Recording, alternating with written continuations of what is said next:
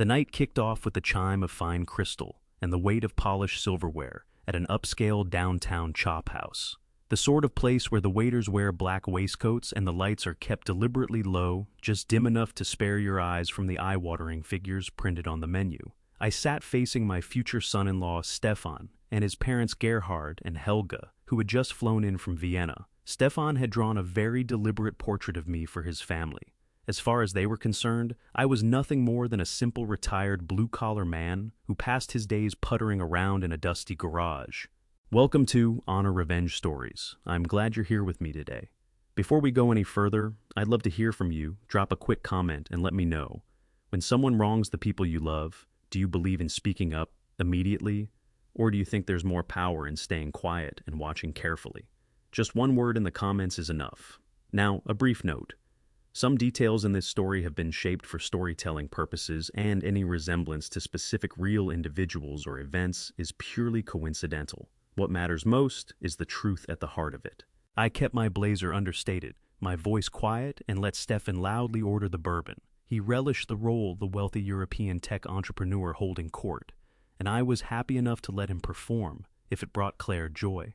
All I wanted was to see my daughter safe and loved. Midway through the main course, Claire excused herself for the restroom.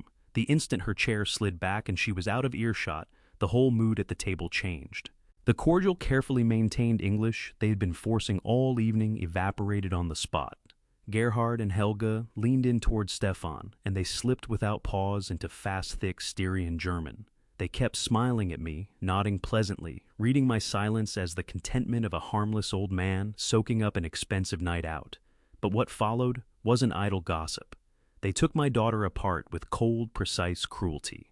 Helga chuckled softly, dabbing her mouth with a linen napkin, and dismissed Claire as an unrefined stepping stone. She delivered it with the same casual ease as a comment about the tenderness of the meat. Gerhard gave a quiet laugh, swirling his wine, and added that her American naivety was certainly useful when it came to the visa. I held my expression completely steady. I chewed slowly, eyes fixed on my plate. Then Stefan, the man who swore he loved my only child, leaned forward and assured his parents in fluid German that they only needed to endure this pathetic charade a little longer, once they had Claire's signature on the massive startup loan. Next week he promised he would gradually ease me, the embarrassing father, out of the picture entirely. The old man hasn't got a clue, Stefan laughed, lifting his glass in a toast to his parents. I did not yell. I did not flip the heavy walnut table or make a scene. I simply swallowed my food and wiped my mouth. What Stefan never thought to ask, and what I'd never felt any urge to advertise, was my history. He had me pegged as an uneducated mechanic. What he didn't know was that I'd spent 7 years stationed in Vienna during my time in the United States Army. He didn't know that, after leaving the service, I spent 30 years as an international logistics director, hammering out ruthless multi-million-dollar supply chain contracts in Zurich. I don't merely speak German. I speak it better and far more ruthlessly than Stefan ever could. I sat there in complete silence, letting them bask in their arrogant little bubble while I calculated my next move. I was measuring the threat to my daughter, and coming to terms with the fact that her entire future was sitting across the table from me, dressed in a designer suit and held together by lies. A few minutes later, Claire came back, her face lit up with pure happiness as she looked at her future husband. Right on cue, the waiter appeared with the leather folder.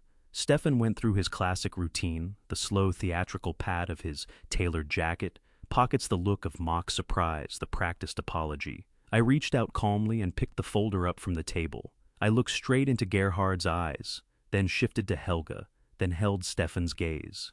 The smug superior smiles hadn't budged from their faces. Without breaking eye contact, I said in flawless, unaccented German, "Don't trouble yourselves with the bill. The clueless old man has it handled. Enjoy your stepping stone." The color left Stefan's face so fast he looked like a ghost. Helga dropped her fork. It struck the porcelain plate with a sharp clatter. Gerhard's jaw went slack in stunned, paralyzed silence. All three of them were frozen, their power stripped away in a matter of seconds. I stood, buttoned my jacket, pressed a gentle kiss to Claire's cheek, and walked out without another word. But the satisfaction of that moment didn't hold. Because Claire, who hadn't understood a single word of German, had no idea what had just taken place. All she saw was her father saying something sharp and foreign to her future in-laws and walking out on the dinner.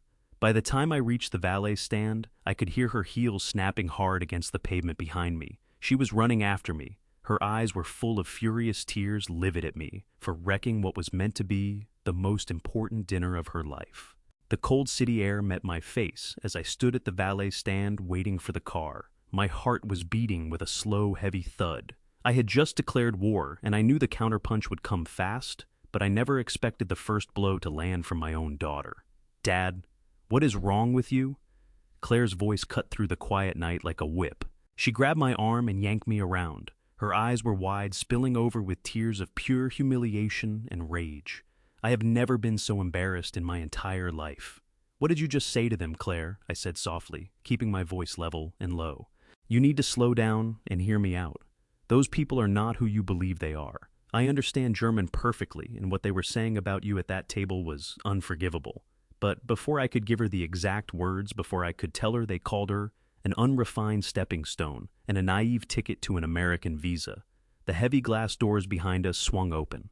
Stefan came rushing out into the cold. He didn't look angry. He looked devastated. It was the most brilliant and sickening performance I had ever witnessed. He practically ran toward us, face pale, both hands raised in a gesture of surrender. "Darling, please," Stefan said, his voice breaking as he reached Claire and pulled her under his arm. "Don't be angry with him. It's just a terrible misunderstanding." He turned his eyes on me wide, wounded, the perfect victim. Claire leaned into him, drawing comfort from him, completely blind to the snake coiling itself around her. A misunderstanding.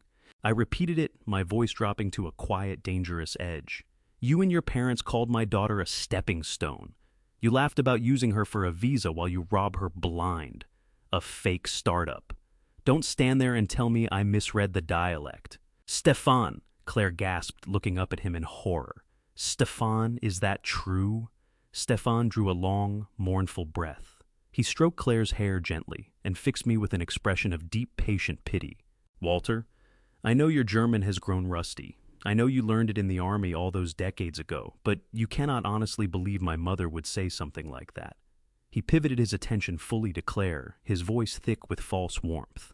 "Darling, my mother used a very old Styrian colloquialism. She called you our foundation stone, our anchor. She was saying, you are the heart of our new family, the one who steadies me." And the visa remark, he let out a soft, self-deprecating laugh. My father was joking about how demanding American immigration is, saying, "Thank God I have you to help us through the paperwork." It was a compliment.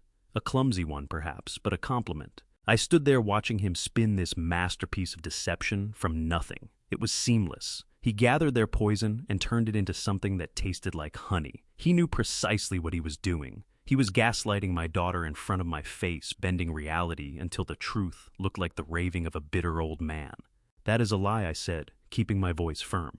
"Claire, he is lying to you? I spent 30 years closing contracts in Zurich. I know the difference between an anchor and a stepping stone. They were mocking you, but Stefan didn't let up."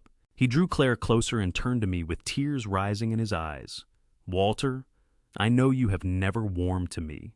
I know you think I am just some arrogant European coming to take your only daughter away. I know it has been hard since Irene passed away. You have been alone for 10 years, and Claire is all you have, but to sabotage our wedding like this, to humiliate my parents who flew 5,000 miles just to show their love and support. It is cruel, Walter. It is just cruel. He used my dead wife as a weapon. He used my grief as ammunition. He painted me as a lonely, bitter, xenophobic old man, so consumed by the fear of losing his daughter that he would conjure vicious lies to tear apart her happiness." Claire looked at me, and I saw the precise moment something hardened behind her eyes. The trust we had built over 31 years cracked under the weight of Stefan's lies. She was exhausted. The wedding was only 4 weeks away. She was buried under seating charts and bridal fittings, desperately clinging to the fairy tales she needed to be real. She did not want to accept that the man she loved was a parasite. It was far easier to believe that her aging father had made a terrible, stubborn mistake. "Dad, how could you?" Claire whispered, the tears finally running down her face. "Stefan has been nothing but kind to you. His parents arrived bearing gifts. They raised glasses to our future.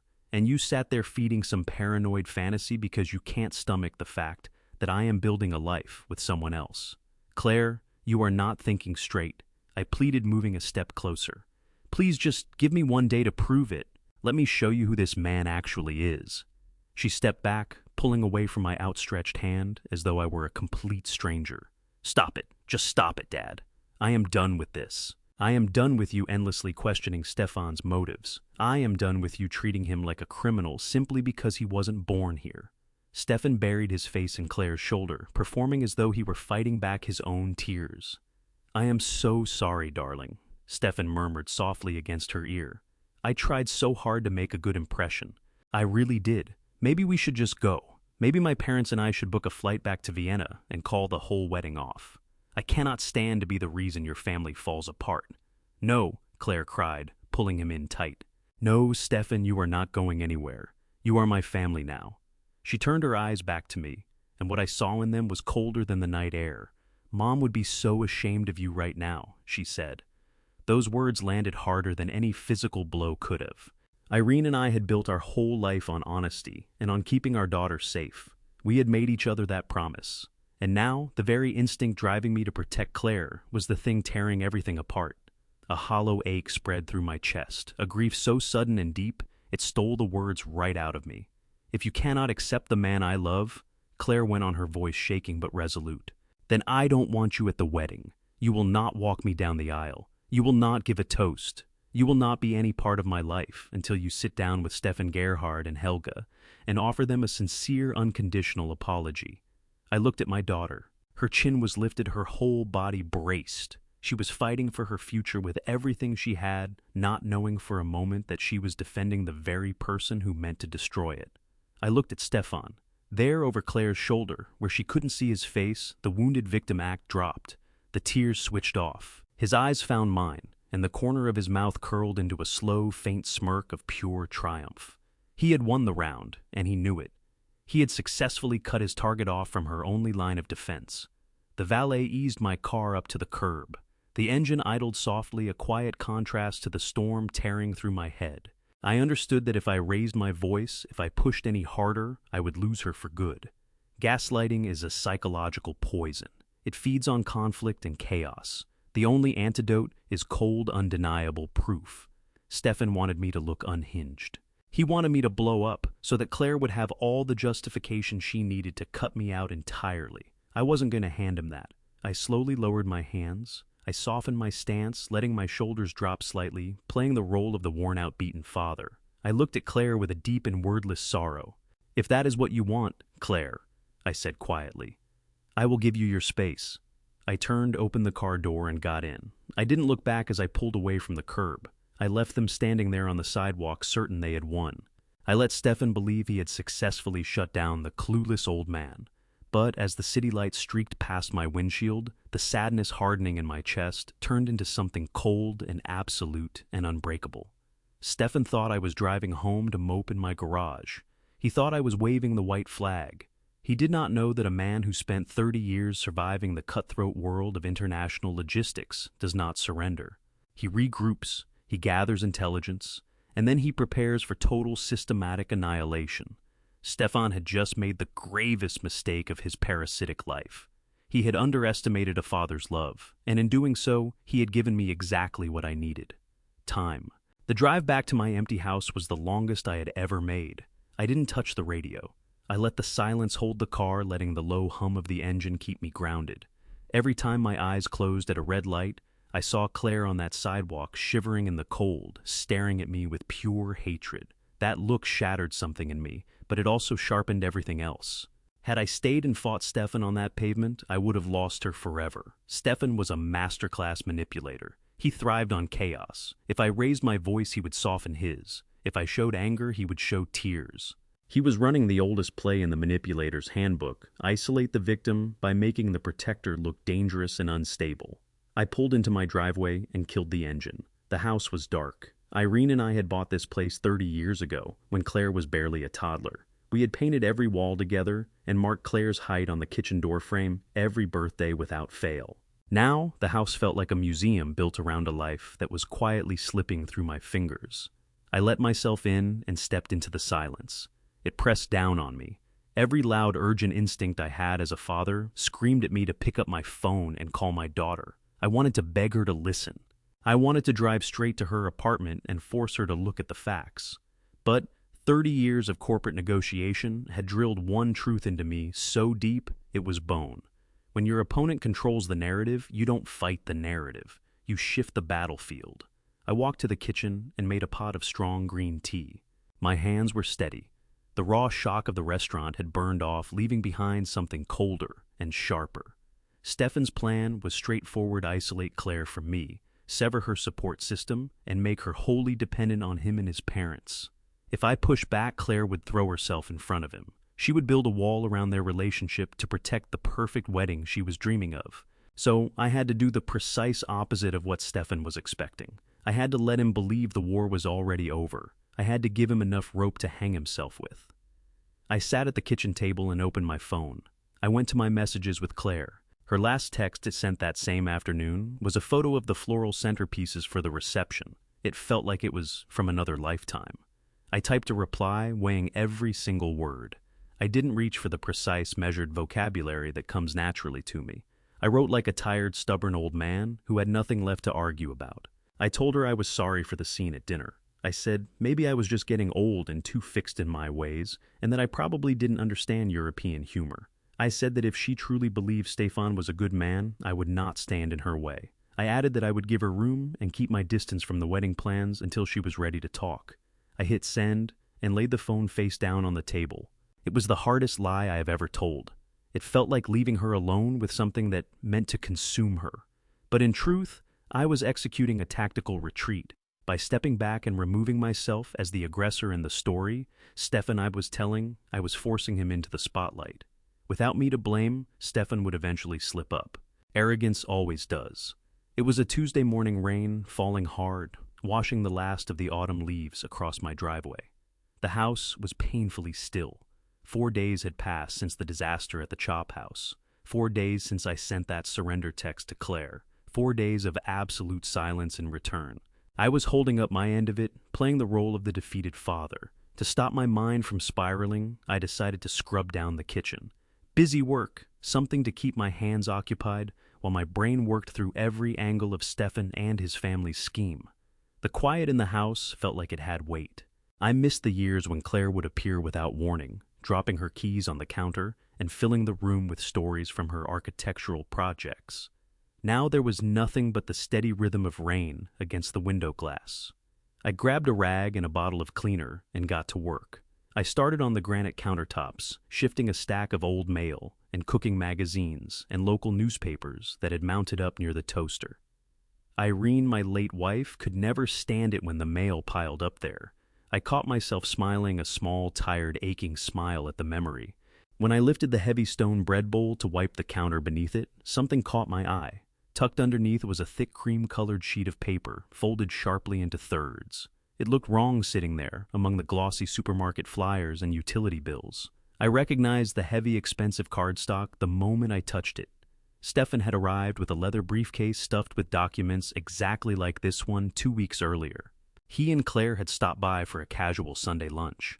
Stefan had commandeered the entire afternoon talking loudly about his supposed technology startup in Hamburg. He had moved around my kitchen, pulling out one impressive-looking paper after another, brandishing them as proof of his coming global empire. He told Claire they were letters of intent from high-net-worth European venture capitalists. He had even tossed one carelessly onto the counter, laughing and telling me it was the blueprint for their future fortune. I remember the condescending smirk he aimed at me, confident I'd see nothing but a wall of complicated foreign text. In the rush to leave and catch a film, that particular page had been forgotten. I had ignored it, writing it off as more of his arrogant theater, his way of making me feel small. Now my heart began to beat with a slow, deliberate rhythm as I drew the paper out from under the bowl. I carried it to the kitchen island and smoothed the creases flat.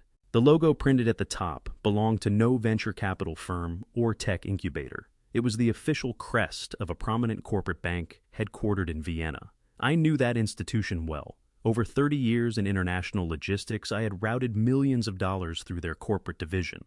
They were known throughout the industry for their rigid, unforgiving financial policies. I pulled open the drawer, took out my reading glasses, and settled them on my face. I leaned in close. The bold red letters centered at the top of the page did not read letter of intent. The German words printed there read the final notice. My eyes moved swiftly across the text, translating the dense legal language without effort. German is a mercilessly precise instrument, especially in matters of law. It leaves no room for creative interpretation. This was not a prospectus. It was a formal declaration of default. The creditor was demanding immediate repayment of over $400,000. The tone of the letter had been stripped of every professional courtesy and diplomatic softening. It cited multiple missed deadlines, broken payment schedules, and ignored legal summons issued by the local magistrate.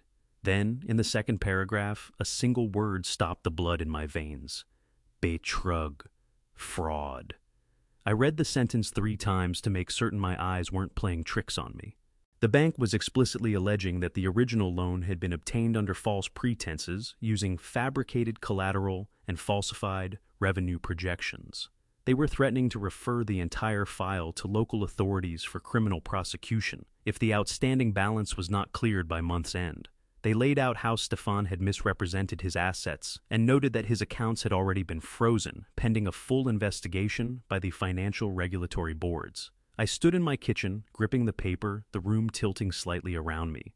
The deadline printed at the bottom of the page fell exactly 2 weeks from today, exactly 3 days after the scheduled wedding date. That timing hit me like a blow to the sternum, driving the air right out of me. I grabbed the edge of the kitchen island to hold myself steady. Stefan wasn't rushing the wedding because he was consumed by love for my daughter. He was rushing it because the German authorities were closing in on him.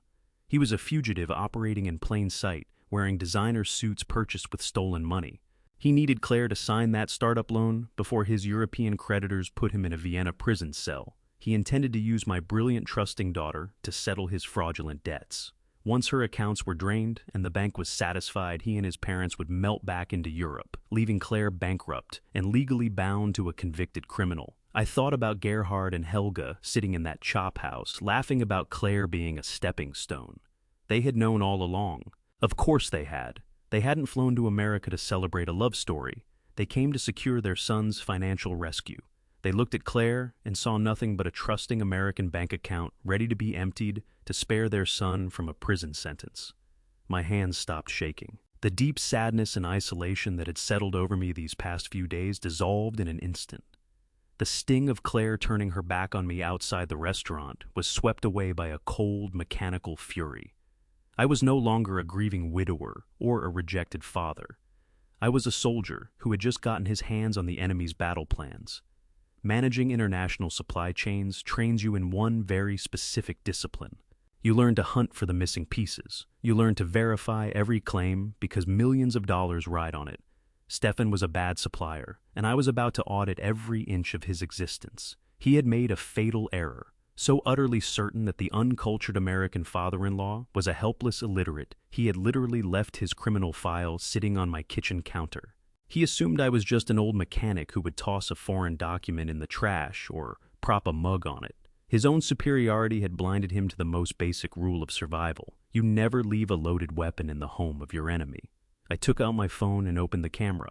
I carried the document to the window to catch the best natural light. I photographed every centimeter of it in high resolution. Every word, every banking code, every official signature captured with absolute clarity. I shot the front and the back, making sure I had a flawless digital copy.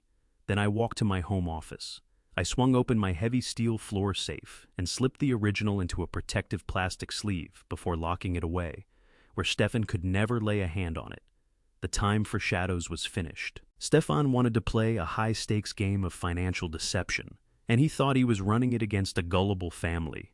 He was about to learn what happens when you try to defraud a man who spent 3 decades dismantling fraudulent contractors on a global stage.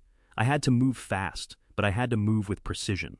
I couldn't simply hand this document to Claire. Stefan would spin another flawless lie. He would claim a banking error or accuse a business rival of a setup. I needed an airtight case. I needed legal traps he couldn't charm his way out of. It was time for heavy artillery. I picked up my phone and scrolled my contacts until I landed on a number I hadn't dialed in 5 years. I looked at the name on the screen. Vivian Kellner.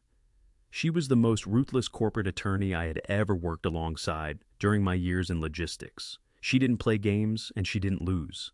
I pressed call and listened to the ringing, ready to bring Stefan Broer's hollow empire down around him.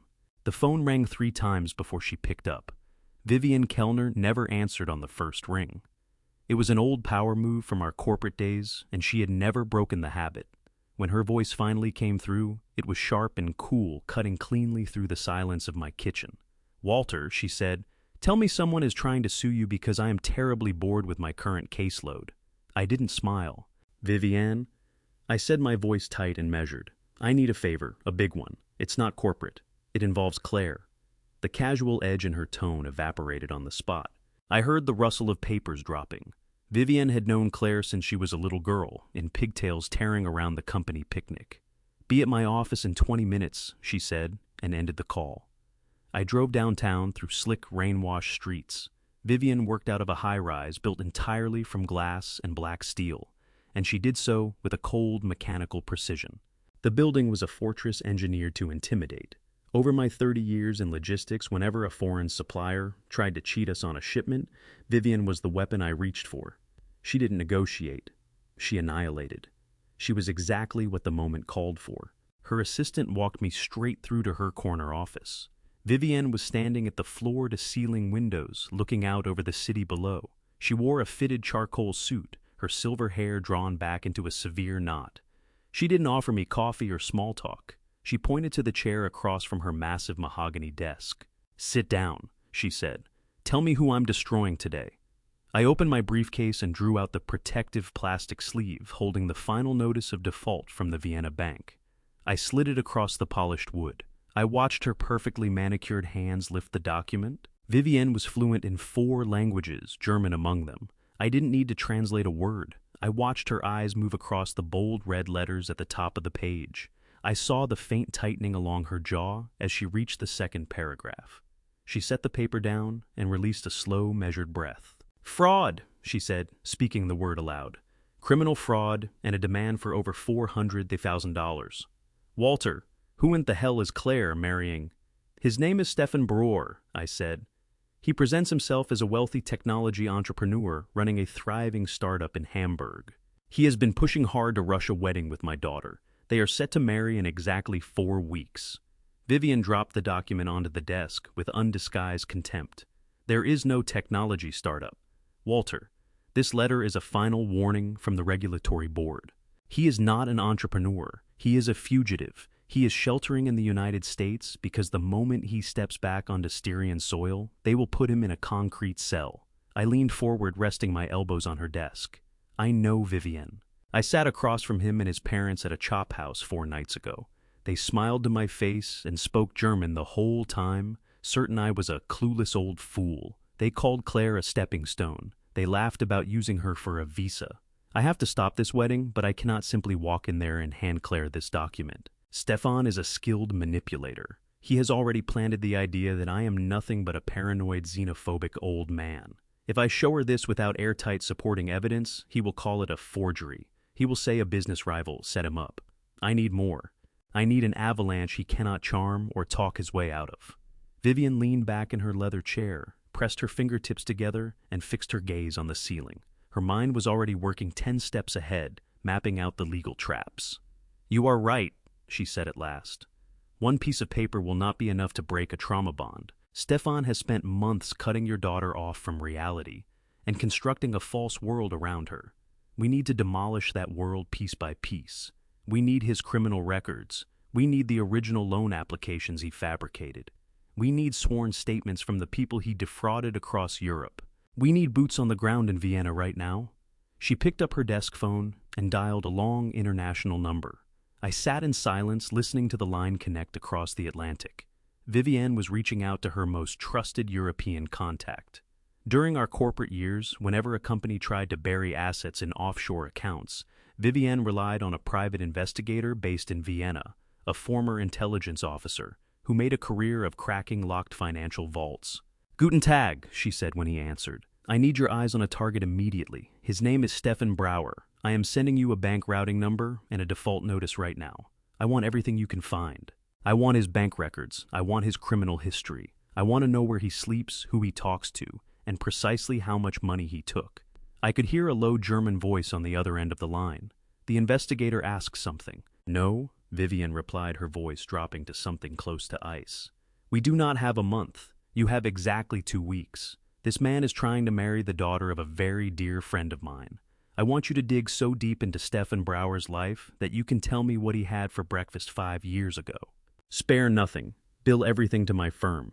She put the phone down and looked at me. It is done, she said. He will start working through the Vienna court systems and financial registries tonight. If Stefan left a paper trail, we will find it. But, Walter, we have a much larger problem sitting right here in America. I frowned. What do you mean? Vivian tapped a manicured nail against the bank document. Stefan owes close to $500,000. He is accelerating this wedding because his creditors are breathing down his neck. But why Claire, your daughter, is a very accomplished architect. But she doesn't have $500,000 sitting liquid in a checking account ready to be wired overseas. A cold knot formed deep in my stomach. Vivienne was right. Claire earned a good living, but she was not a millionaire. Stefan was a parasite hunting for a large immediate payout. He would not spend months isolating her and engineering a rushed wedding unless he knew he could extract the precise sum he needed to stay out of prison. How is he planning to get that money, Vivienne? I asked, my voice falling to a near whisper. Vivienne stared at me with an expression of slow, dawning realization. Walter, think it through. What asset does Claire hold that becomes accessible right around the time of this wedding? What pool of money has been sitting completely untouched, waiting for a legal trigger to release it? Vivienne's question settled into the quiet of the office like something heavy being dropped. What asset does Claire have that unlocks around the time of this wedding? The answer came at me with the force of a freight train. Irene. It had always been about Irene. My late wife had spent her entire career as a senior wealth manager at a major investment firm. She was brilliant with numbers and fiercely devoted to protecting our family. When Irene was diagnosed with terminal cancer 10 years ago, she didn't waste her remaining time on grief. She planned. She spent her final months quietly unwinding her personal stock options and assembling a secure ironclad trust fund for Claire. I had never touched a cent of it. It was Irene's last gift to our daughter, her way of making sure Claire would always have a foundation beneath her. The account held exactly $500,000. Irene believed that a sudden windfall could do real damage to a young person who wasn't ready for it. She built specific rigid triggers into the legal framework of the trust. She wanted Claire to be settled and mature before that kind of money passed into her hands. The terms stated that the funds would transfer automatically to Claire on her 32nd birthday, or on the date of her legal marriage, whichever arrived first. I had let the marital clause slip entirely from my mind because Claire had always been so driven by her architectural career. I had never breathed a word of the trust fund to Stefan. Claire must have mentioned it herself during one of their late-night conversations, sharing it as a warm memory of her mother, with no idea she was handing a starving predator the combination to a safe. I remembered the exact moment Claire told him. It was a bright afternoon in my backyard 2 months ago. Claire was walking Stefan through Irene's lavender garden. I had been sitting on the porch behind a newspaper, barely pretending to read. I heard Claire talking about how deeply she missed her mother. She told Stefan that her mother had left her a special financial gift tied to her wedding day to make sure she would always be looked after. Stefan had smiled and taken her hands in his, gazing into her eyes. He played the devoted partner to perfection. I had no idea I was watching a thief quietly casing an unlocked vault. He took that unguarded moment of grief and immediately began running the numbers. I stood up from the chair and crossed to Vivienne's wide window overlooking the city below. I could feel cold sweat rising on the back of my neck. I stared down at the traffic, trying to hold the arithmetic together in my mind. Vivienne rose and came to stand beside me. "Walter," she said quietly, her voice edged with dread. "When exactly does Claire turn 32? I swallowed hard. My mouth tasted like ash. "November 18th, I answered. Vivienne went completely silent. I turned to look at her, and the horror in her eyes was a perfect reflection of my own. The wedding was set for November 4th. Stefan had spent months carefully maneuvering Claire toward a rushed autumn date. He had pleaded and pressed for 3 months, performing the role of the devoted family man. He claimed his elderly grandparents in Vienna were in declining health and could only make the journey to America within that narrow 2-week window in November. He made Claire feel responsible. He made her feel as though she were crushing an old man's heart if she held out for a spring wedding.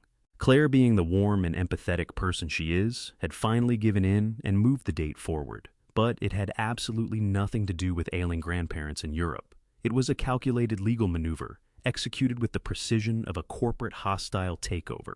The legal picture assembled itself in my mind with the clarity of a chessboard. If Stefan held off until November 18th, the trust would trigger naturally on her birthday. That $500,000 would belong to Claire as a premarital asset in her own right, completely walled off from him in any divorce proceeding. But by engineering the wedding to fall exactly 2 weeks before that date, he was deliberately rewiring the legal timeline. Under our state laws, the marriage itself would become the triggering event. A sudden $500,000 influx during the opening days of their union would be classified as joint marital property. He'd have immediate legal access to every cent. He could drain the account the morning after the wedding and wire the funds straight to his creditors in Vienna to settle his enormous fraud debts. Stefan didn't just want to marry my daughter, he wanted to financially devour her. He was going to take her mother's dying gift, use it to keep himself out of a German prison, and then walk away. He'd leave Claire bankrupt, heartbroken, and legally bound to a convicted international criminal. He had turned the memory of my dead wife into a weapon. The fury inside me changed shape. It was no longer the hot, blinding rage I'd felt standing on the sidewalk outside the chop house. It became a cold, absolute certainty. I was a man who'd spent 30 years dismantling corrupt suppliers, and Stefan Brouwer was nothing more than a defective contract waiting to be canceled. I walked back to Vivienne's desk and looked down at the default notice from the Vienna bank. "Vivienne," I said, my voice perfectly level. "He's going to need Claire's signature to authorize the transfer once the trust unlocks. He couldn't simply take the money without her signing a release form acknowledging the joint account transfer." Vivienne nodded, reaching for a blank legal pad. "You're right, Walter. He'll try to dress it up as routine wedding paperwork, something dull and administrative. She signs it without reading the fine print."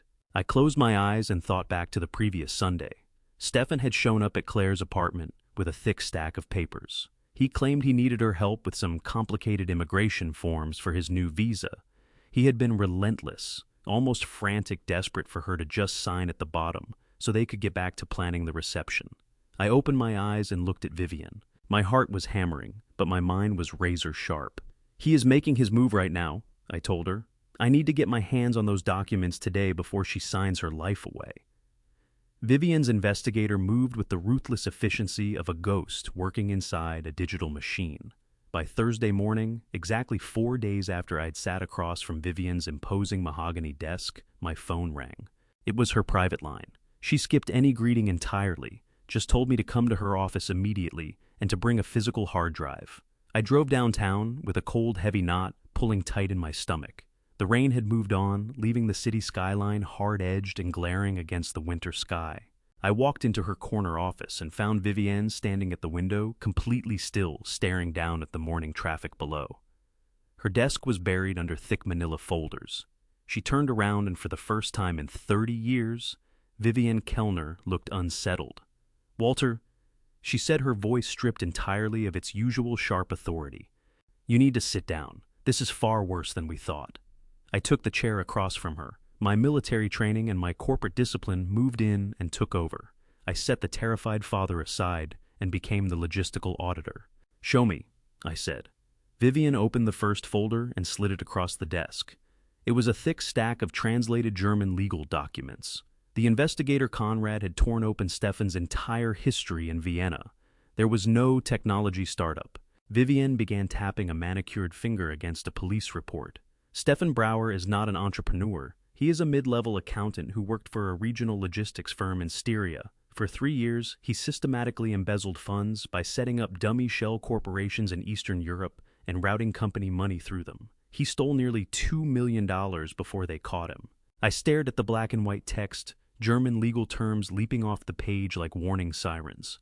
Wire fraud, falsifying corporate records. He wasn't just a liar, he was a dedicated, methodical thief. "Why isn't he in prison?" I asked, my voice holding steady despite the roaring in my ears. "Because he ran," Vivienne replied flatly. "The logistics firm discovered the discrepancy 6 months ago. They filed criminal charges, but German prosecutors moved too slowly to freeze his assets. By the time the arrest warrant was issued, Stefan had already liquidated what he could and fled to the United States on a tourist visa. He has been living off the last scraps of the stolen money, playing the role of the wealthy European heir to impress Claire. I leaned back in the chair as a sickening realization settled over me. That was why he was pushing this wedding so ferociously. His tourist visa was expiring and his stolen cash was nearly gone. He needed Claire's trust fund to cover his immediate debts, and her signature on a marriage license to lock in a green card shielding himself from deportation and German extradition. But it gets worse. Vivienne continued opening a second, thinner folder. She pulled out a stack of financial records and bankruptcy filings.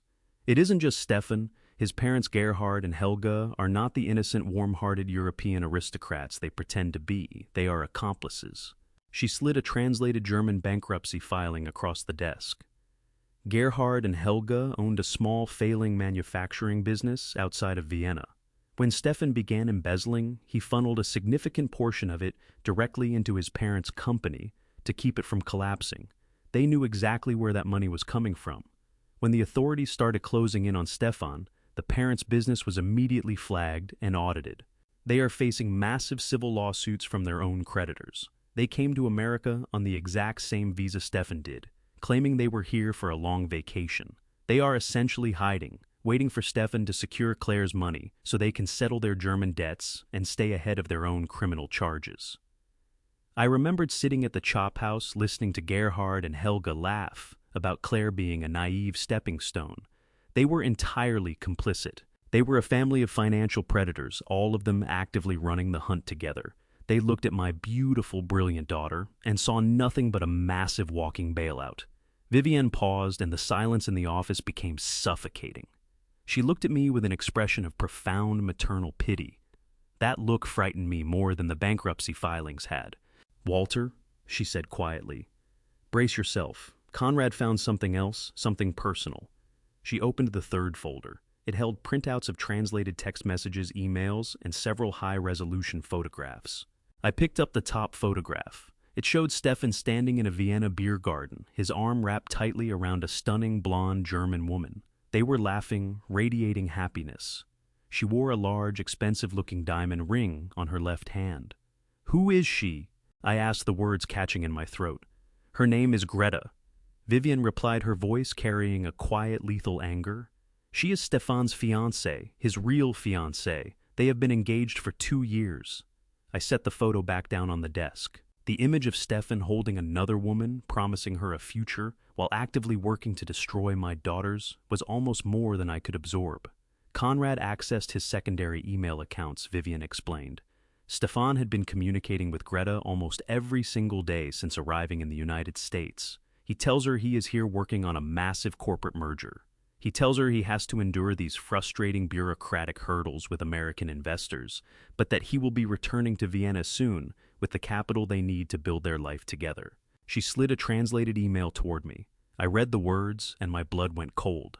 Stefan had written to Greta explicitly promising her that once he secured the American investment, meaning Claire's $500,000 trust fund, he would finalize the paperwork lock in his permanent residency status, and then gradually initiate divorce proceedings. He planned to drain Claire's accounts, pay off the German authorities to clear his name and file for a clean, uncontested divorce on the grounds of irreconcilable differences.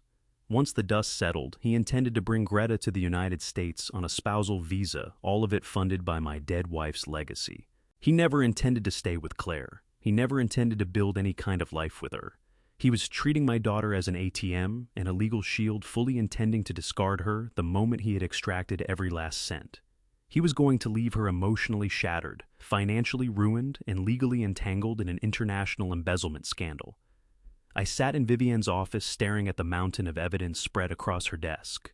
What I was about to uncover wasn't just a secret. It was a carefully constructed betrayal, timed with a precision that made my blood run cold. Before we get there, tell me this. If you suspected someone close to your family was hiding something dangerous, would you trust your instincts immediately, or would you wait until you had undeniable proof? The initial shock had burned away, replaced by something colder, a calculating absolute fury. Stefan Brauer had underestimated me. He had assumed I was a gullible, uneducated mechanic. He had counted on his manufactured European charm and his expensive suits to keep the monster underneath hidden from view.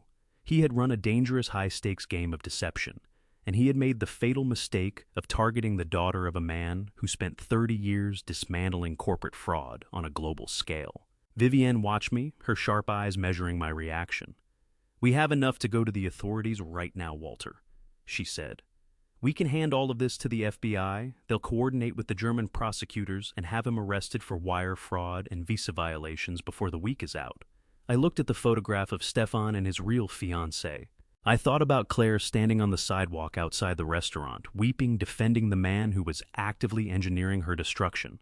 If the FBI moved on him now, Stefan would spin the whole thing. He'd call me from a holding cell, claiming it was one giant misunderstanding, a corporate setup and error by the German banks. He'd play the wronged victim, and Claire, blinded by shock and love, might actually believe him.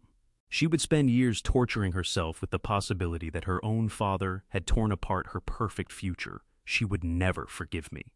"No," I said, my voice filling the quiet office with a calm, terrifying finality. "The authorities will step in, but not yet. If we simply have him arrested, he becomes a martyr in Claire's eyes. I need her to see exactly who he is. I need her to watch the monster pull off his own mask." Vivienne leaned back in her chair, a slow, predatory smile moving across her face. "And how exactly do you plan to make that happen?" "Walter, I'm going to give him precisely what he wants," I replied, gathering the folders and setting them back into my briefcase. "I'm going to offer him the money. I'm going to play the role of the desperate, defeated father who simply wants his daughter to be happy. I'll offer to personally fund his non-existent startup so that Claire's trust fund stays untouched. His arrogance and greed will do the rest. He'll jump at the chance to take my money without having to wait for the wedding." Vivienne's smile widened. "You're building a legal trap, a flawless one." "Exactly," I confirmed. "We'll draft a contract that looks like an investment, but functions as a confession. We'll bury clauses in the fine print, requiring full international financial disclosure and waiving any claim to Claire's assets. He's far too arrogant to retain an American lawyer to review it, and his parents will push him to sign immediately. The moment his signature lands on that paper, he will have legally confessed to perjury on his visa application, triggering an automatic federal red flag. And then," Vivienne asked, her eyes bright with anticipation. "And then," I said, rising from the chair and buttoning my jacket, "I am going to destroy him at the rehearsal dinner. I am going to dismantle his fake empire in front of 50 guests in fluent German, using his own default notices in these photographs. I won't just stop the wedding. I will absolutely annihilate him." I called Stefan on a Thursday afternoon. I did not text him. A text gives the recipient time to analyze the tone read between the lines and consult with their accomplices. A phone call demands an immediate, unguarded reaction. When he picked up, his voice was soaked in that practiced, polished condescension I had come to despise. I let my own voice tremble slightly. I breathed in shallow, unsteady pulls into the receiver, making myself sound breathless and completely broken. I told him I needed to see him. I said I couldn't stand the silence from Claire any longer, and that I was ready to surrender. I asked him to come to my home alone so we could speak man to man. Stefan agreed immediately. Predators never can resist the sight of a wounded animal crawling back toward them. I prepared my study with the meticulous precision of a military tactician laying a minefield. I didn't want the room to resemble the office of a corporate director. I needed it to feel like the sanctuary of a lonely, grieving widower. I drew the heavy velvet curtains just far enough to let the gray afternoon light throw long, tired shadows across the floor. I moved a framed photograph of Irene and Claire to the very center of my mahogany desk, making sure it would command the room. I poured 2 glasses of bourbon, leaving them untouched on a wooden tray. Then I unbuttoned my collar and deliberately let my shoulders drop, allowing my posture to cave inward. I was no longer the man who crushed global supply chain fraud. I was just a tired old father, afraid of dying alone. When Stefan arrived, he did not knock tentatively. He rang the doorbell once and walked straight in, moving through my front door with the casual ease of a man entering his newly conquered territory. He stepped into my study wearing a tailored navy suit, looking entirely out of place in my traditional quiet home. He stood tall, chest out, looking down at me where I sat behind the desk. He did not offer his hand. He simply waited for me to speak, absorbing the authority he was certain he held over me. I looked up at him, letting my eyes carry the full weight of the sleepless nights I had lived through. "Stefan," I began, my voice barely rising above a raspy whisper. "I want to thank you for coming. I know I have no right to ask for your time after the way I behaved at the restaurant." Stefan offered a thin, humorless smile. He crossed the room to the leather armchair opposite my desk and sat down, crossing one leg over the other. "You really hurt Claire," he said softly, turning my daughter's pain into a weapon within the first 10 seconds. "She has been crying every night, Walter. She doesn't understand why her own father wants to destroy her happiness. My parents are deeply offended, though they are forgiving people. I am trying to be forgiving as well, but you made it very difficult." I swallowed hard and forced myself to absorb the humiliation without flinching. "You're right," I said, keeping my eyes on my hands. "I was wrong. I let my grief and my fear poison my thinking. Since Irene passed away, Claire has been my entire world. The idea of her marrying someone from so far away, of her moving forward and leaving me behind, it drove me to a dark place. I heard your parents speaking German, and my mind invented terrible things, because I was desperately searching for a reason to stop the wedding. I am an old man, Stefan. I am set in my ways, and I was terrified."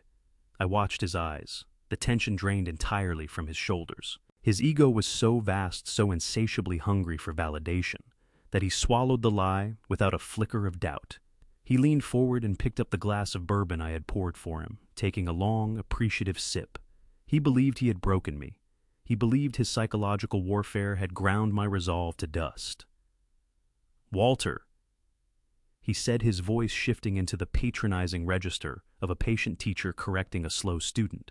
"I understand your fear. It is natural for a father to feel protective, but you have to trust me. I am going to give Claire a beautiful life. We are going to build something remarkable together. My technology startup is on the verge of landing major European contracts. Claire is going to be the wife of a very successful man. You have absolutely nothing to worry about." I looked up at the framed photograph of Irene. I let a long, heavy silence settle into the room, letting the emotional tension build until it was nearly suffocating. "That is exactly what I want to speak to you about," I said, my voice trembling once more. "Claire told me about your business. She told me she is planning to use her trust fund to help you secure the initial capital you need." Stefan went still. The glass of bourbon stopped halfway to his mouth. His eyes cut to my face, scanning for a trap. He lowered the glass carefully back onto the wooden tray. "Claire and I are partners," he said smoothly, slipping into his corporate voice. "Marriage is about building a foundation together. The funds would be an investment in our shared future. It is a mere formality, really, a temporary injection of liquidity, while my European investors finalize their paperwork." I nodded slowly, leaning forward and resting my elbows on the desk. "I know she loves you, Stefan, and I know she wants to support you. But you have to understand what that money means to me. Irene built that trust fund while she was dying. She spent her final months tracking stocks and securing bonds just so she could sleep at night, knowing her little girl would always have a safety net. That money is all Claire has left of her mother. Watching it get thrown into a startup gamble, even a supposedly brilliant one, tears something open inside me. I haven't been sleeping. I can't draw a full breath when I think about Irene's final act of love being spent down to nothing. I let one tear break free and trace a slow line down my face. It wasn't manufactured. I was grieving my wife and grieving the obscenity of the man seated across from me, calmly plotting to strip away everything she had left behind. Stefan clocked that tear, and I caught the flicker of annoyance that crossed his features. Irene's memory meant nothing to him.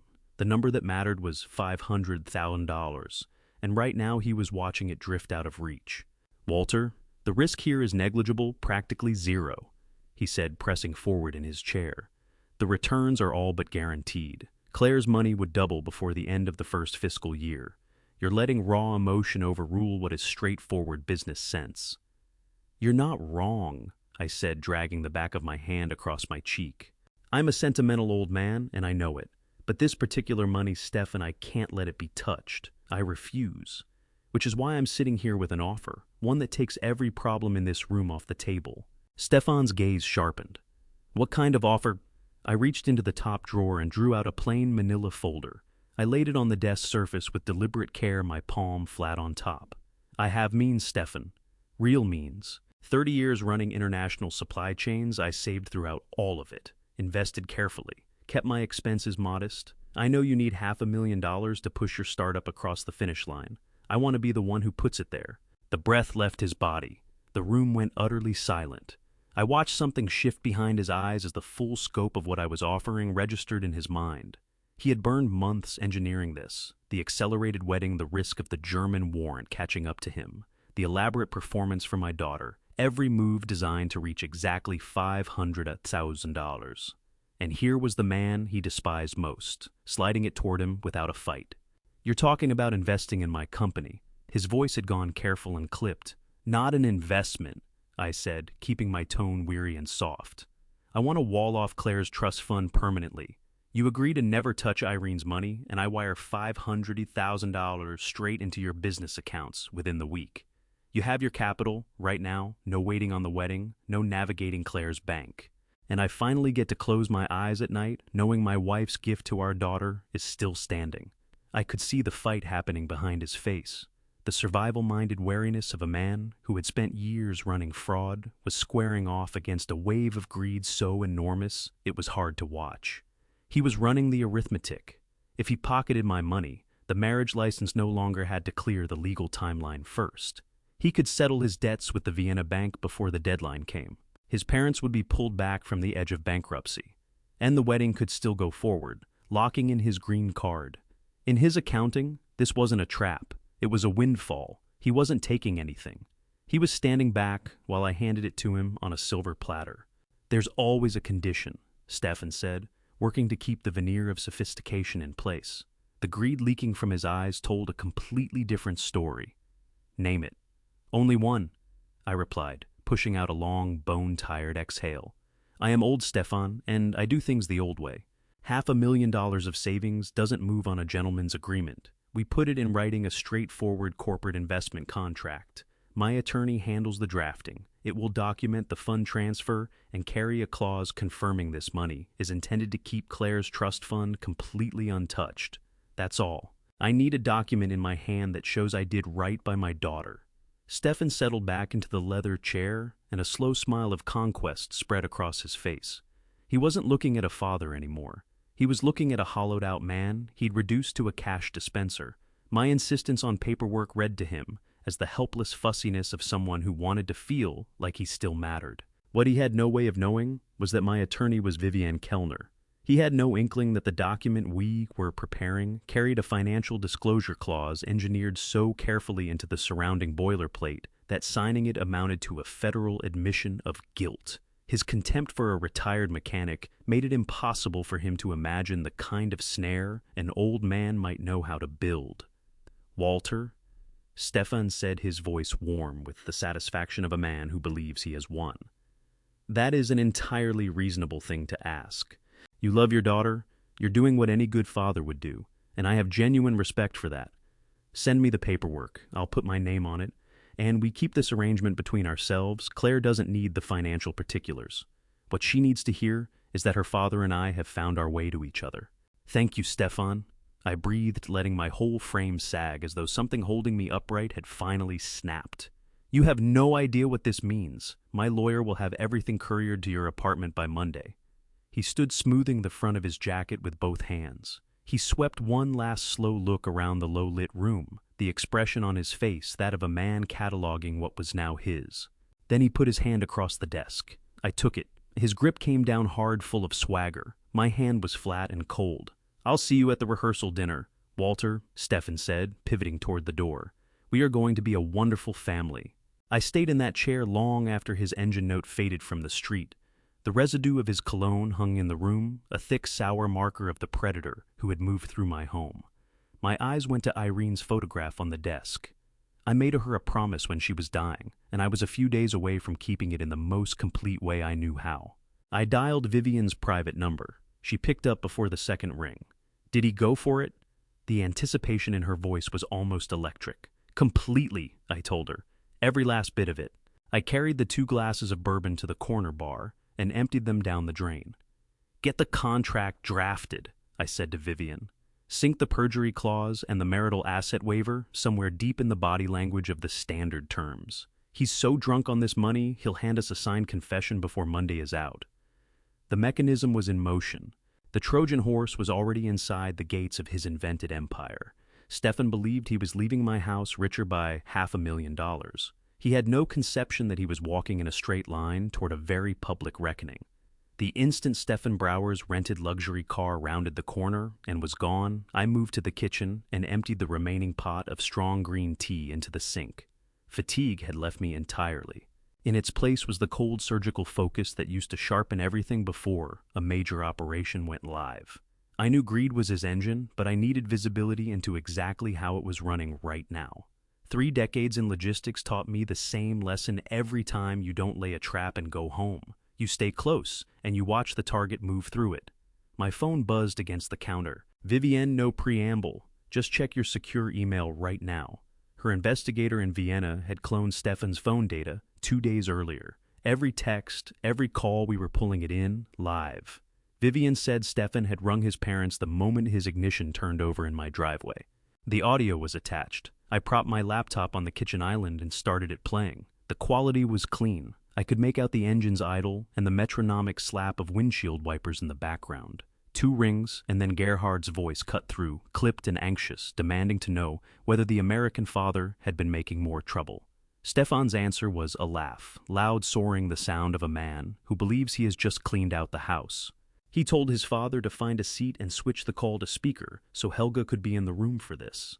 Helga's voice came on the line, that crisp, imperious tone, asking what on earth was going on. Stefan didn't bother with a build-up. He announced that I had broken.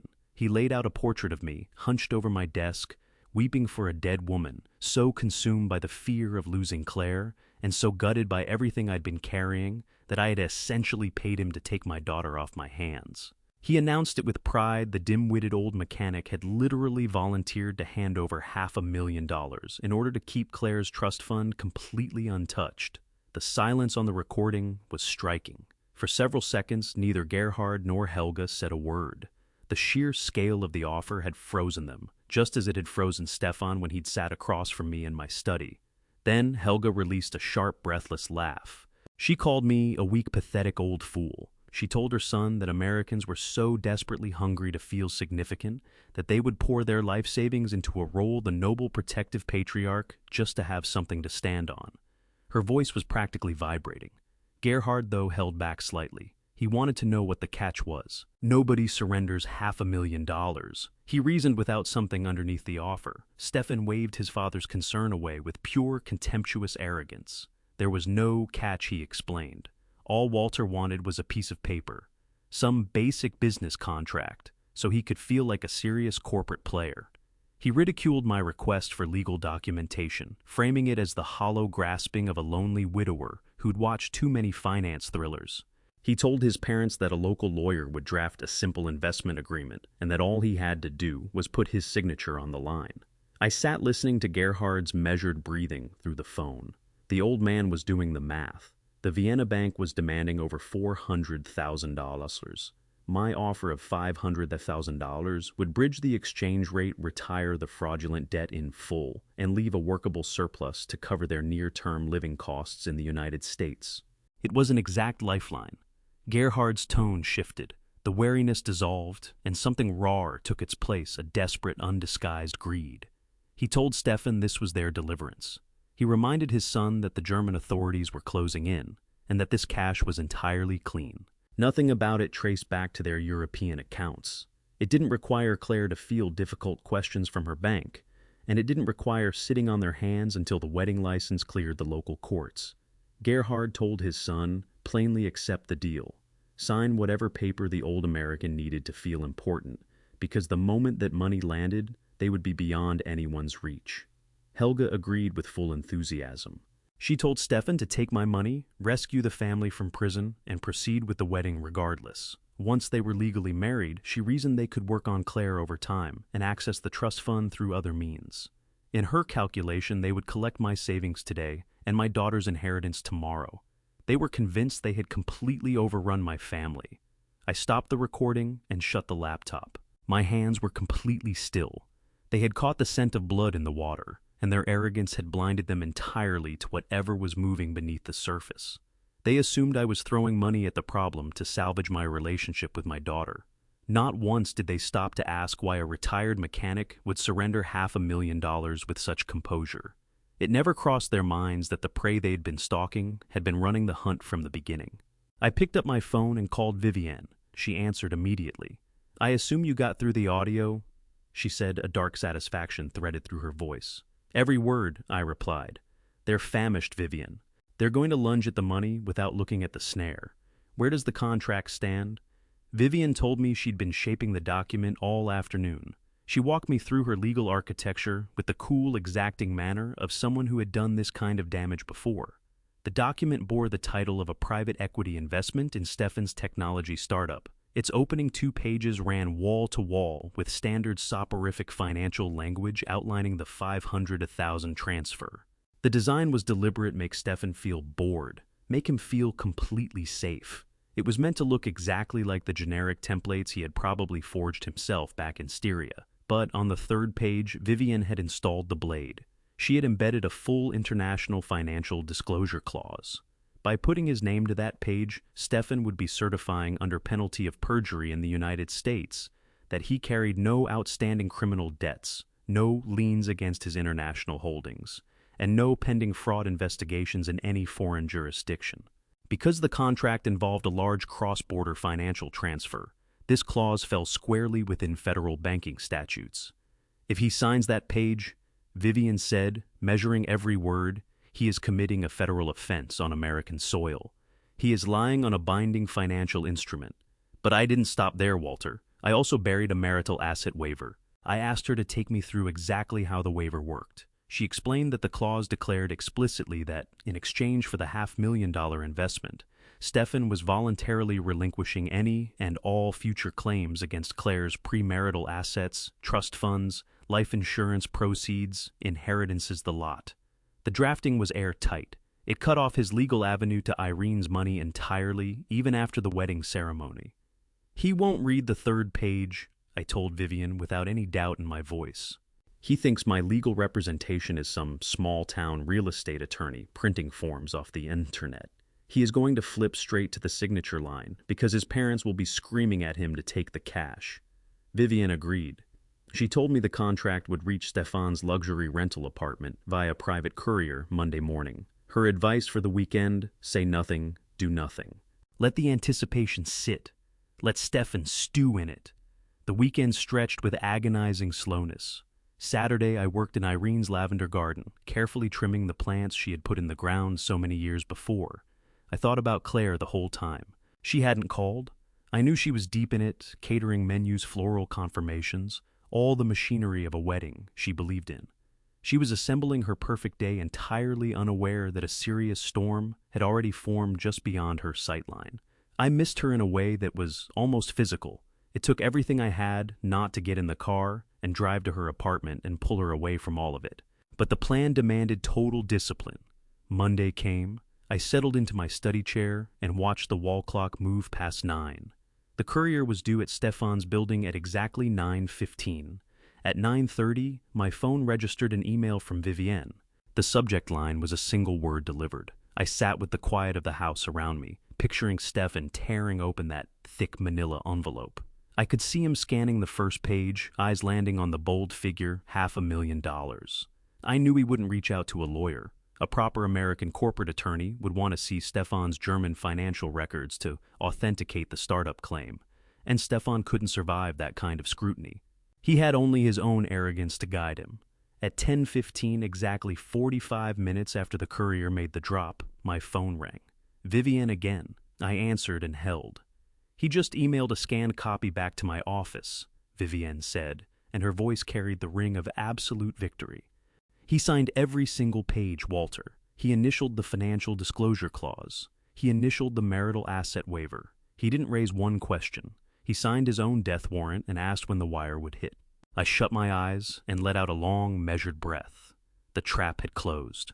Stefan Brouwer was legally bound, legally exposed, and entirely within my reach. He was under the impression he had outmaneuvered a grieving old man. He believed his freedom and his windfall were secured. "Tell him the funds will clear by Friday morning," I said to Vivienne.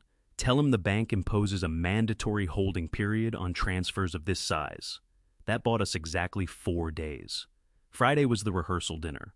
Friday was the night I would stand before 50 guests, Gerhard, Helga, Claire, all of her closest friends, and deliver what everyone expected to be a warm, sentimental toast to the happy couple. I thanked Vivienne and ended the call. I pulled open the desk drawer and removed the physical copies. The German default notices the photographs of Stefan's real fiancée, the translated police reports.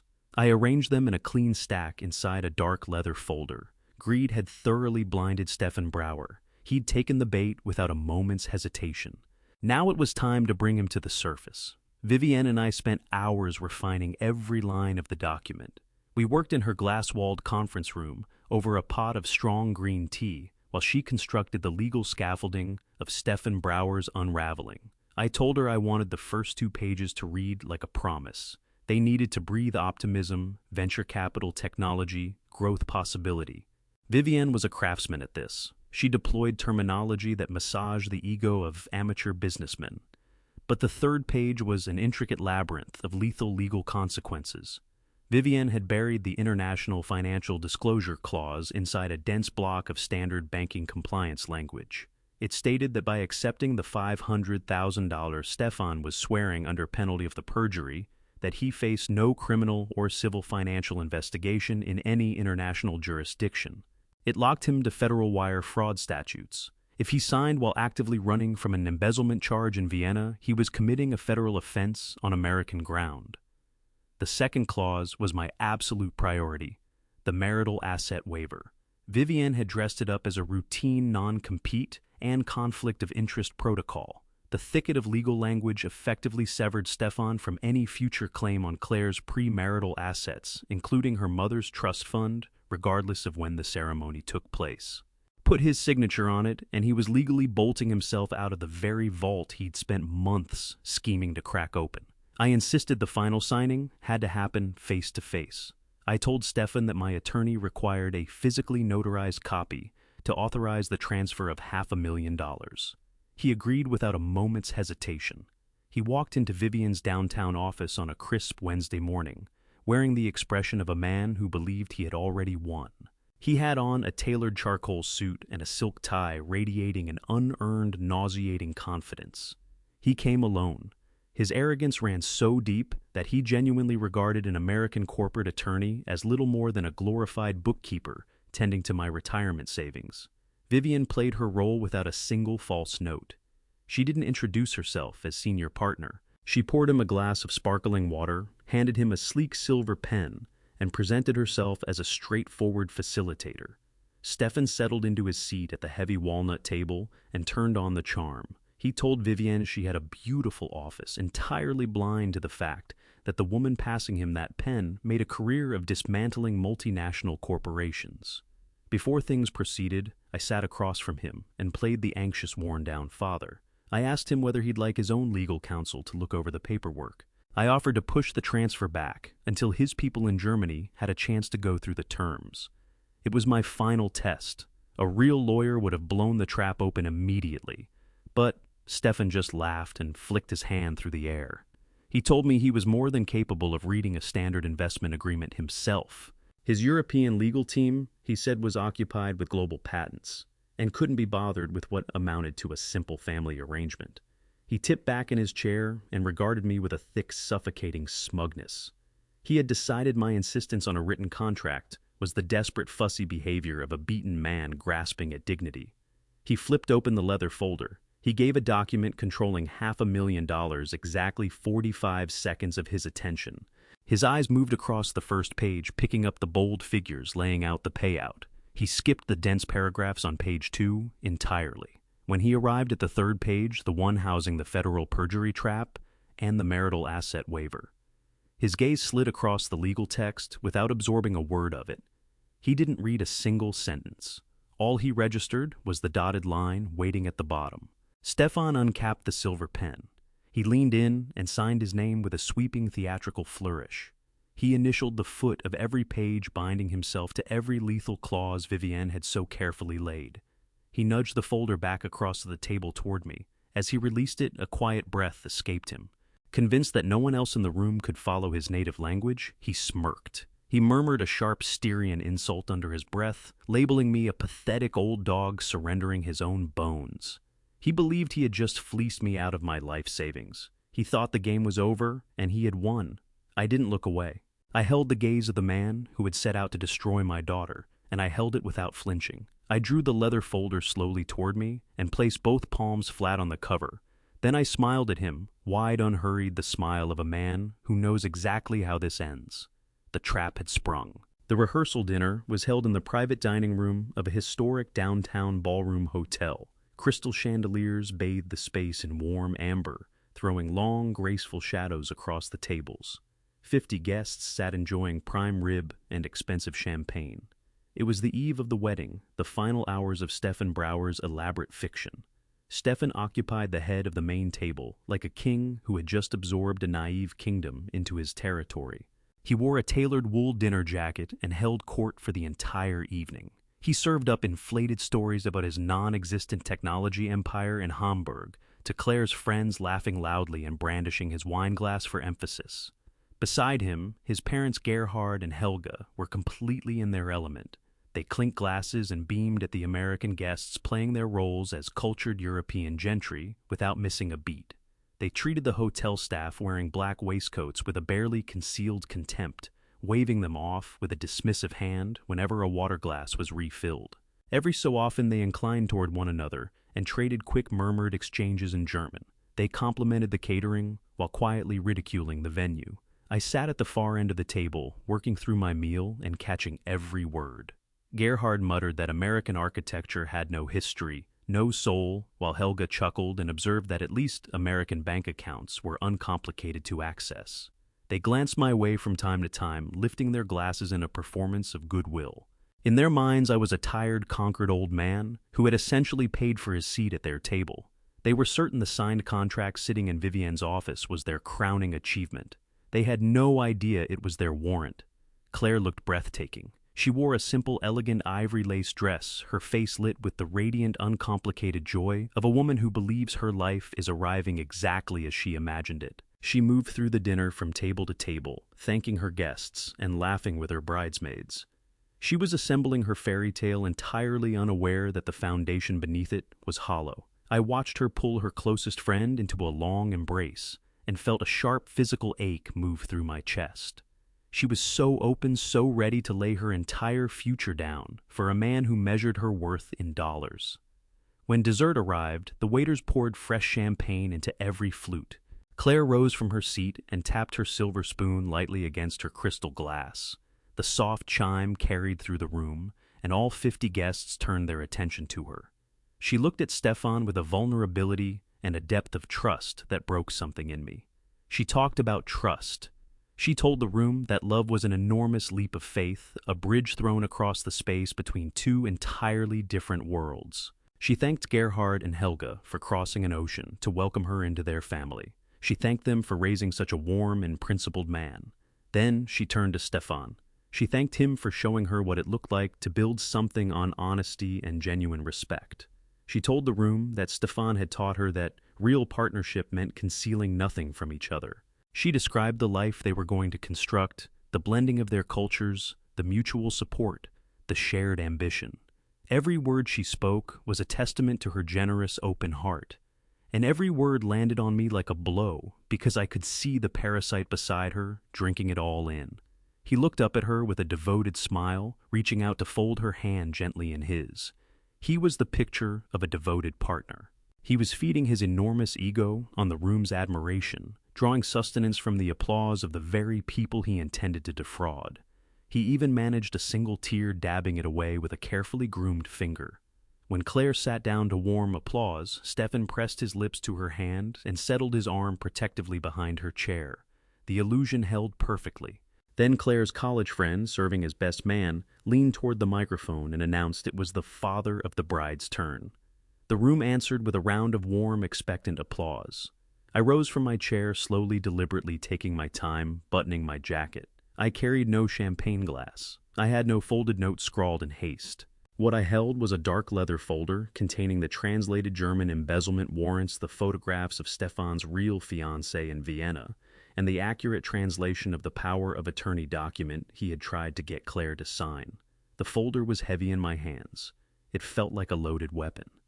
The room eased into a quiet, comfortable anticipation. Claire looked up at me with a bright, trusting smile. She assumed I was going to deliver some sentimental speech about handing off my little girl. She expected me to officially welcome Stefan into our family circle and offer my blessing.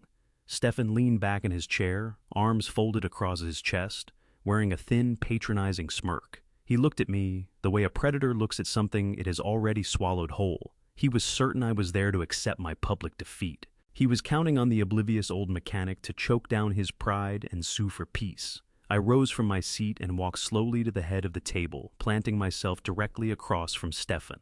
The ambient sounds of the hotel, the soft clink of silverware, the muted jazz drifting through the room seemed to dissolve entirely.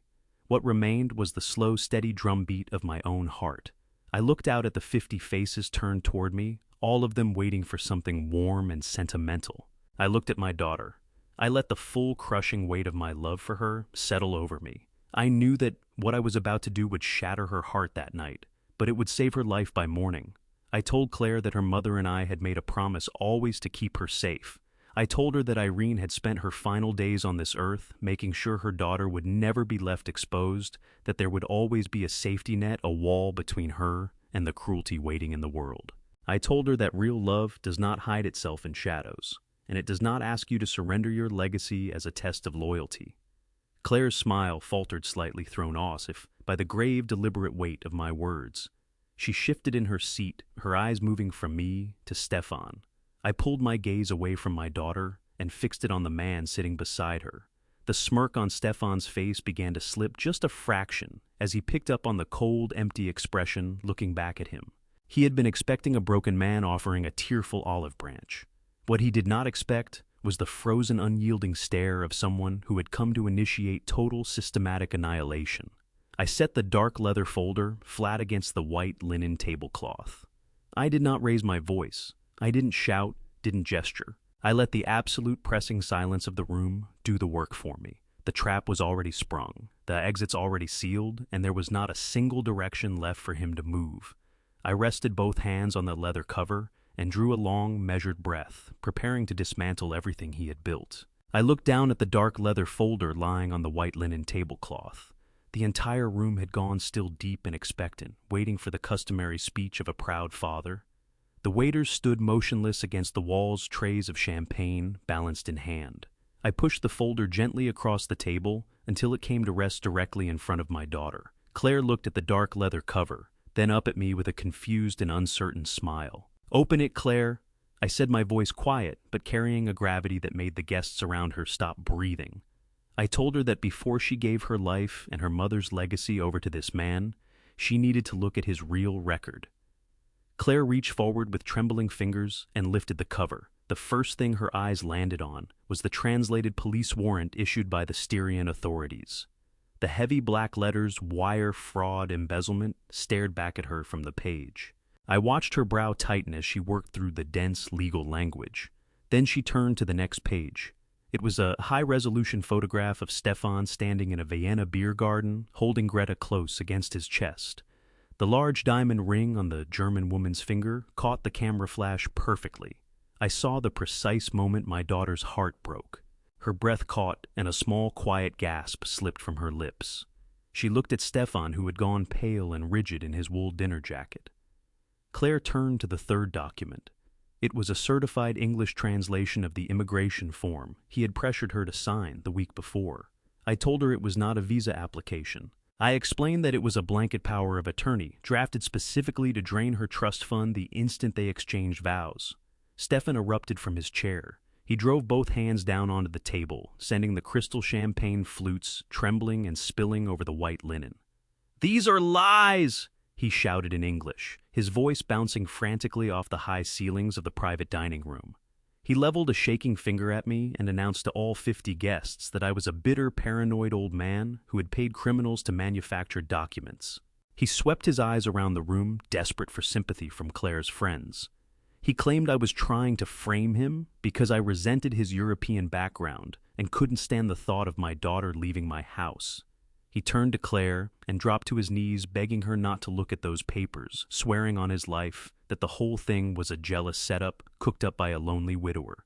Gerhard and Helga began speaking rapidly in English, trying to prop up their son. Helga insisted she had never seen the woman in the photograph. Gerhard loudly demanded that hotel management summon the police and have me removed for disrupting a private event. They believed they could shout me into silence the same way they had believed they could use my family for their own escape. I did not raise my voice to meet their panic. I simply reached into the folder and withdrew the original bank default notice. I looked directly at Gerhard and Helga, who were practically screaming at the waiters in their black waistcoats. Then I locked eyes with Stefan. I began reading the document aloud, not in English, but in flawless, unaccented German. I read the exact date of his financial default. I read the specific article of the German penal code he had violated. I pronounced the word for fraud with a sharp surgical precision that made his mother let out a small, terrified whimper and sink back into her chair. Stefan stood frozen. His mouth fell open, but nothing came out. Every trace of color had drained from his face, leaving him looking hollowed out. He understood in that agonizing, humiliating moment that the oblivious American father-in-law had caught every insult, every vicious joke, and every scheme they had spoken at the downtown chop house. He understood that I had known everything from the very start. I shifted back to English for the benefit of the stunned room. I told him he was a coward and a thief who had fled a collapsing shell corporation in Vienna. I told the room that his parents were dodging civil suits and bankruptcy proceedings, banking on my daughter's money to cover their debts.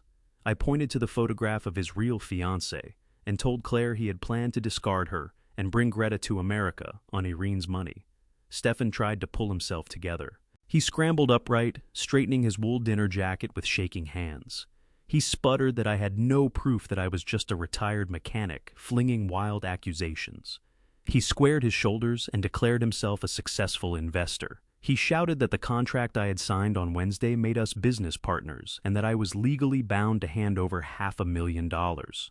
He told the room that my own signature obligated me to fund his technology startup and confirm the legitimacy of his business. That was when the heavy walnut doors at the back of the dining room swung open. Vivian Kellner entered in a crisp navy suit, a slim silver briefcase in hand. The steady rhythmic click of her heels commanded the full attention of every person in that room. She walked directly to the head of the table, moving past the stunned waiters and bewildered guests without a glance.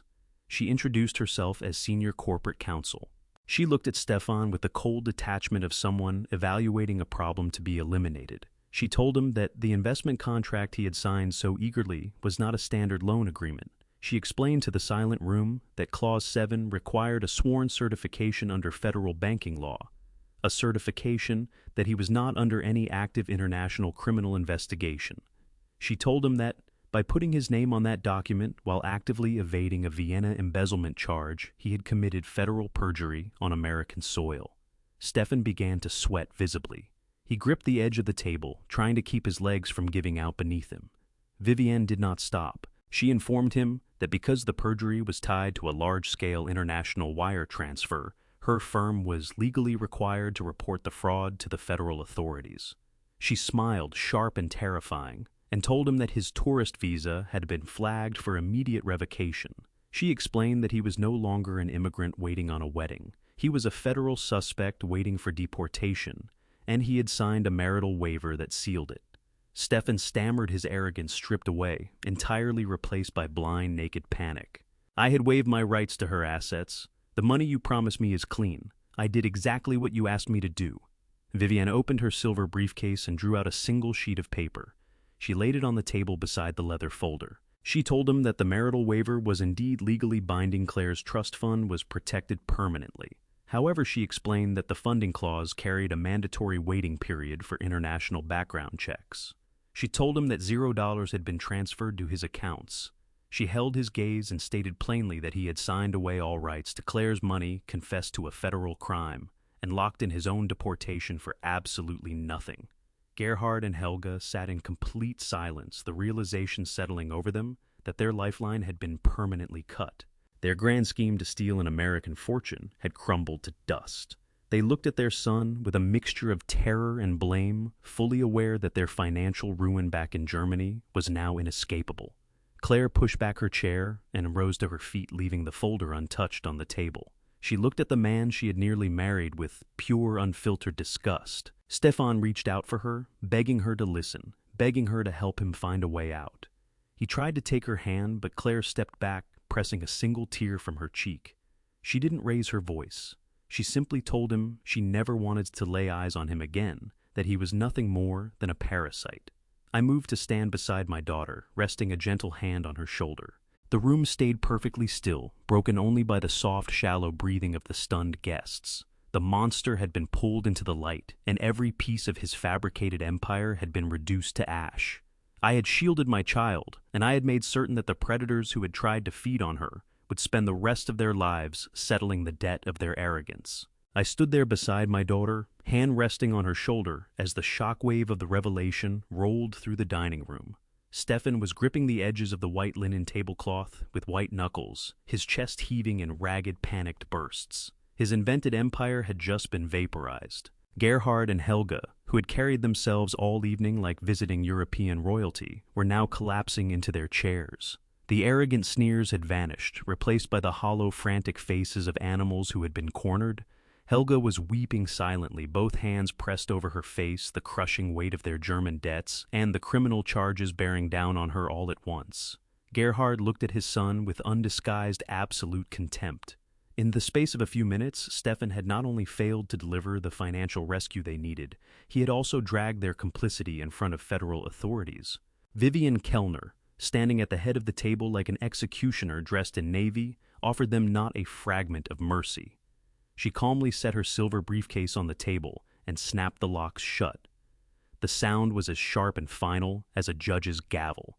She informed Stefan that building security had already been notified. She advised him in a tone stripped of any emotion to collect his parents and vacate the premises immediately before hotel management chose to bring in the local police for the disturbance. Stefan looked up at Claire, his eyes wide and desperate. He made one last pitiful reach for manipulation. "Darling, please," he whispered, his voice fracturing. "I can explain everything. We can fix this. I love you." Claire did not yell. She didn't hurl her champagne glass or make a scene. She looked down at him with an expression of deep, absolute revulsion, the look you give something you are about to scrape off the bottom of your shoe. "Get out of my sight, Stefan," she said, her voice dropping to a steady, dangerous calm. "If you ever contact me again, my father's lawyer will make sure you are buried under federal charges. Get out." Stefan opened his mouth, but one look at Vivian's eyes shut it again.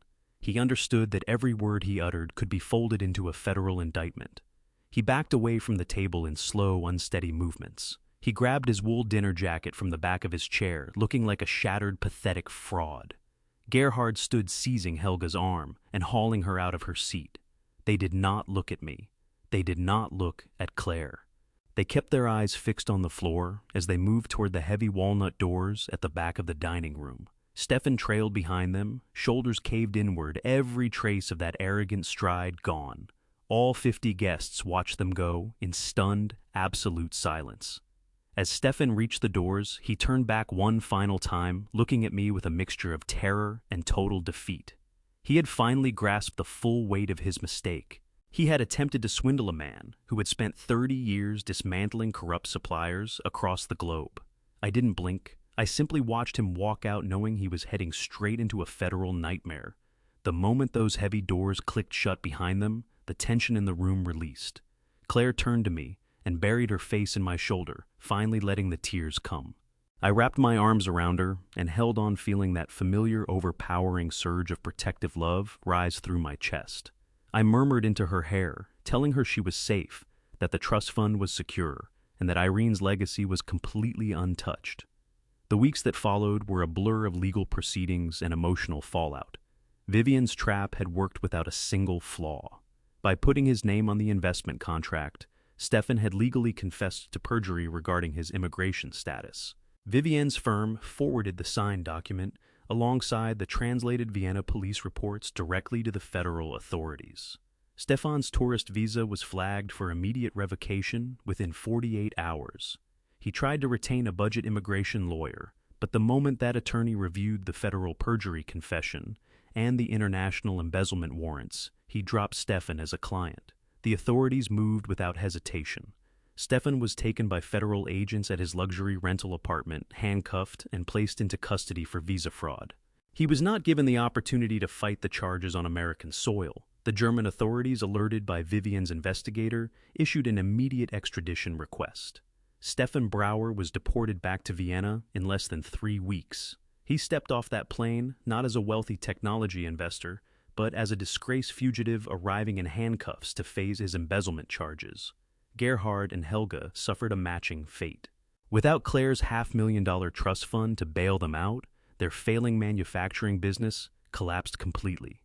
Their creditors seized their assets, their properties were liquidated, and they were forced to face the civil lawsuits they had crossed an ocean to escape.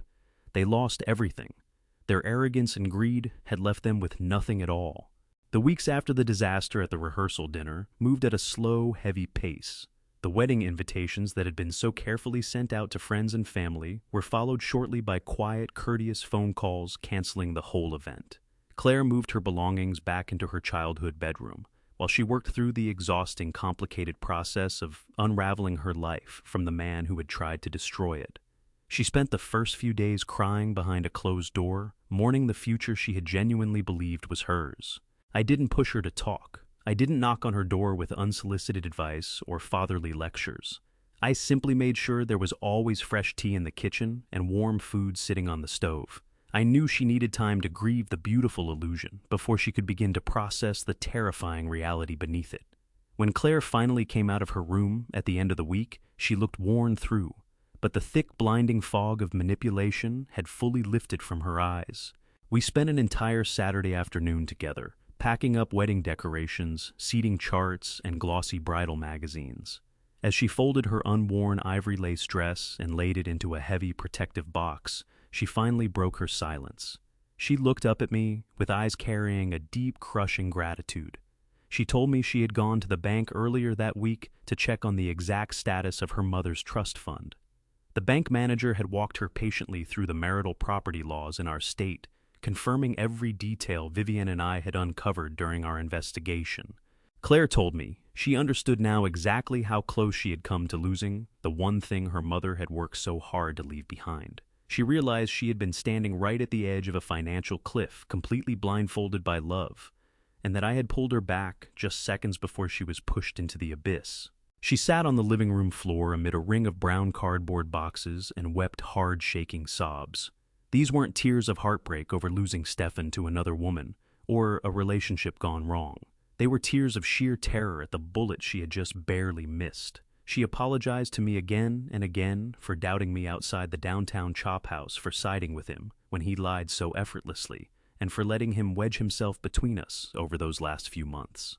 I lowered myself down onto the carpet beside her and pulled her close the same way I had when she was a small girl who'd scraped her knee coming up the driveway. I didn't gloat over what had happened. I didn't say I told you so, not even once. I simply held my daughter and told her that predators succeed precisely because they are expert at imitating the people we most want to trust. I told her that her deep capacity to love and to believe in others was a beautiful quality, and she should never let a monster talk her into hardening that warm heart into something cold. Later that evening, the house settled into a deep, easy quiet we hadn't felt in the better part of a year.